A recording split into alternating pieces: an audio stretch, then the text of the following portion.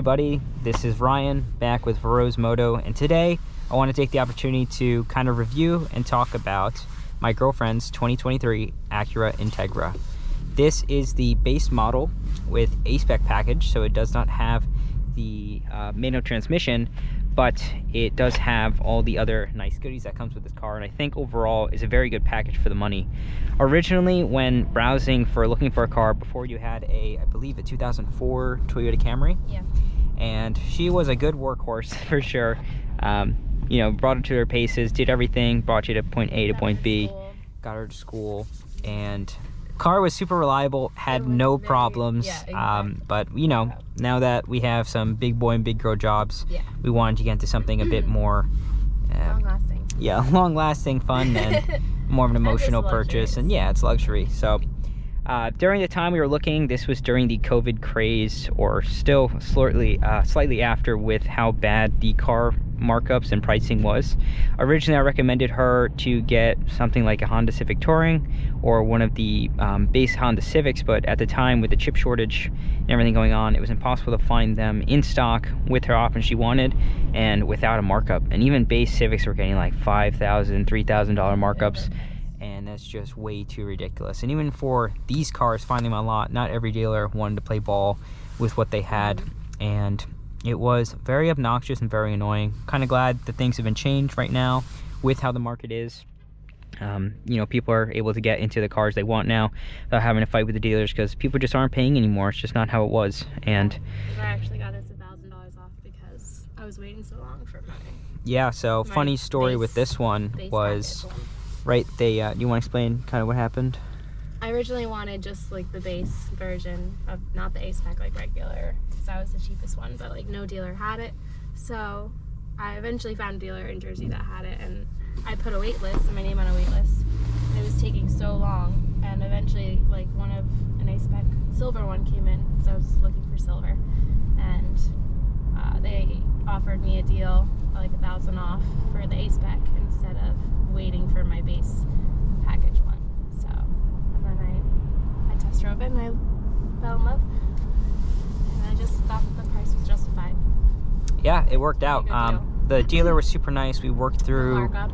Yep, there was no markup, Yeah. and they gave us $1,000 off the discount, since they knew kind of the situation we were dealing with her having to wait so long for her car.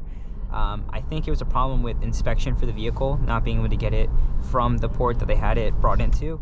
So after waiting and waiting, they found another one, which is, I believe this color is Lunar Pearl Silver, and it had the A-spec, which, what the A-spec is just a cosmetic package that blacks out a lot of the accents and gets rid of the chrome, as well as a different set of wheels, which are pretty nice and tasteful. Yeah, you also get like the black little spoiler in the back. So as you see here, I'm kind of pushing this car to the paces. I think the chassis itself is very tight and nice. One of the biggest limiting factors of this car has to be the tires. These are Goodyear all seasons, I believe, and yeah, back to saying, so I have the sunroof open. This car is very comfortable in its drive modes. We have different ways to select. We have comfort, normal, and sport. I like to drive the car in sport. The steering, I believe, is to be the most responsive and active to how I like it. I do think there is, wow, that guy getting really close to me.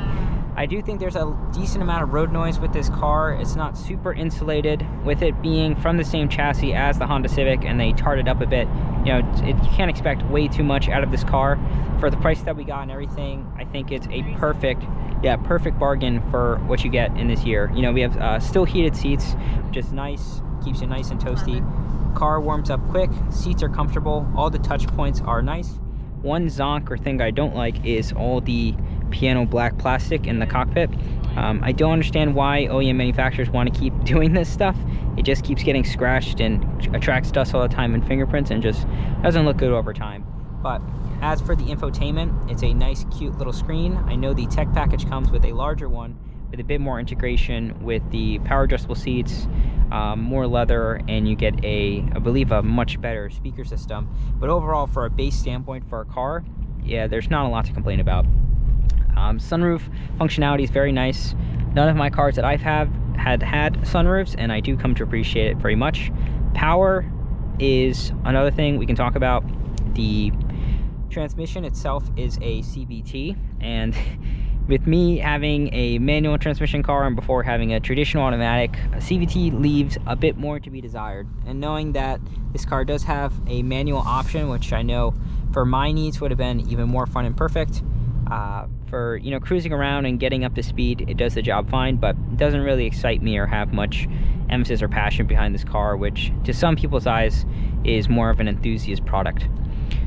Overall though, steering wheel and feel is very direct. I feel that is not super artificial or vague compared to my G80 M3. That car does not tell you a lot of information until you really load up the front. But with this chassis being as light as it is, I believe around 3,200 to 3,000 pounds this car is, you do feel a big difference when chucking into turns. And unfortunately, this car doesn't come with the front LSD, I believe, that the tech pack has. But we have been keeping this car clean. I've taught her how to do a nice hand wash, as touchless as possible. The paint is still glistening and gleaming as ever. I just gave it a nice hand wash yesterday with my power washer. The engine power.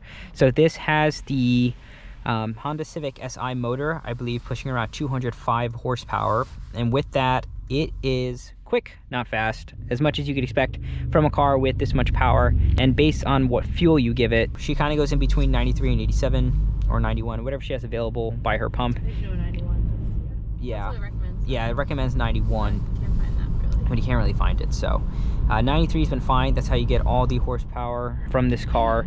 And when you do have a full tank of that, it is pretty zippy. The gears hold power, which is nice, so you could really pull you out when merging. Obviously we don't have, you know, 400, 500 horsepower to really throw you around everywhere, but to get around from point A to B, you definitely have passing power. Oh yes, that's another thing that's awesome. This car has lane assist, adaptive cruise control. So I'm gonna turn it on now actually. And yeah, you can see my foot is off the gas pedal and it is keeping a variable distance between the vehicles in front of me, and you kind of get a little picture down there to see your guy moving around, which is so cute and awesome. For the tech and everything, I mean, this is even more advanced than my car. I know that it has a stick shift, which gets rid of a lot of the autonomy in driving. But overall, for a package you can get with this, you get the Acura name, the reliability, and the prestige of this car. I think is a great bargain. I have seen this in a motorsports application at Autocross, and I've seen some people pull out some really competitive times with a nice set of tires up front and rear. That guy had manual, right? Yeah. So the ones I have seen... Do those have more power? No, same power, but it has an LSD. And that's a limited slip differential that helps you put down power when you're really trying to move the car. So instead of you doing the one wheel peels I keep doing, you turn, it tries to really just dig out, and that helps with propelling yourself out of a turn or a corner. So there is a very big difference there. But for a car to cruise around, look good, enjoy your time, it is Has a nice trunk hatchback. plenty. Yep, with it being a hatchback, there's tons of room. Nothing is really sacrificed here practicality wise. Back seats are slightly cramped, I would say. Yeah, they're a little. Yeah, they're still, this is still considered a compact, you know, sedan or hatchback. And for adults in the back that are over, I want to say maybe 6 foot, it would be a little tight. Yeah. But thankfully we are party size, fun size. So we fitted this car quite nice, kind of for the demographic of, you know, the buyers that are buying these things. So yeah, anything you want to add, Adrianna, about the car? Anything you like, you don't like? Any problems you had with it? No, I mean, I don't know, I love it. Going from the Toyota Camry, driving an old car for so long, it's just like it's so nice to have like new, reliable technology, all the technology, entertainment. Yeah, I love it. It's a good car. Yep, CarPlay is brilliant. I mean, that kind of helps a lot when the regular OS in the cars aren't that great. As you see here, there's buttons too. Yeah, a lot of. I like how some cars are just technology, like the AC is on there, but I have the buttons and stuff. So I like my easy defrost buttons. Like everything's easily accessible, easy to use. Yep. It didn't take long to learn. So. Tactile. Everything's very simple, straightforward, laid out, tactile, and easy to understand, which is, you know, not taken, can't really take it for granted anymore these days, because a lot of cars now are going with the huge iPad screen on all these cars. Everything's going digital or haptic feedback, and I'm glad that Honda decided to double down and stick with keeping their cars to be very simple and driver oriented. I do wish I had a USB-C though. This is annoying. I only have a USB port, and that's it. And then like this one, but Yeah. So that's a little, and this is very small. Yeah, the phone cubby here, it is pretty small. Yeah. I have to do diagonal, otherwise it doesn't really fit. And she has a regular size iPhone, not one of the Pro models, which would be an even bigger. You could check with mine being a Pro. It it barely fits diagonally. Going back to the base OS of how this car is, I think it is pretty lackluster compared to the competition. It looks a little sad here and there. Thankfully, the CarPlay kind of gets rid of that with, you know, how it looks and kind of cleans up the suite. But overall, very simple and easy car to live with and to get with. Gas mileage. Yeah, pretty good gas mileage we can talk about. Yep, for a car with 200 horsepower and as peppy and zippy as it is, we're still getting around 33 miles per gallon, which is city and highway combined, which is awesome. I know that the base models of Civics probably get around the 40 to 50 range. You know, those don't really have as much, I guess, passion and character with this engine. Because this guy is fun when you really want to push it. I have taken it when the car's a bit warmed up in some back roads when I'm driving, and you know, she kind of gets surprised what her car can do with just how the chassis is built up and everything. So alrighty guys, I'm going to be recording kind of the outside and give my impressions on what the car looks like.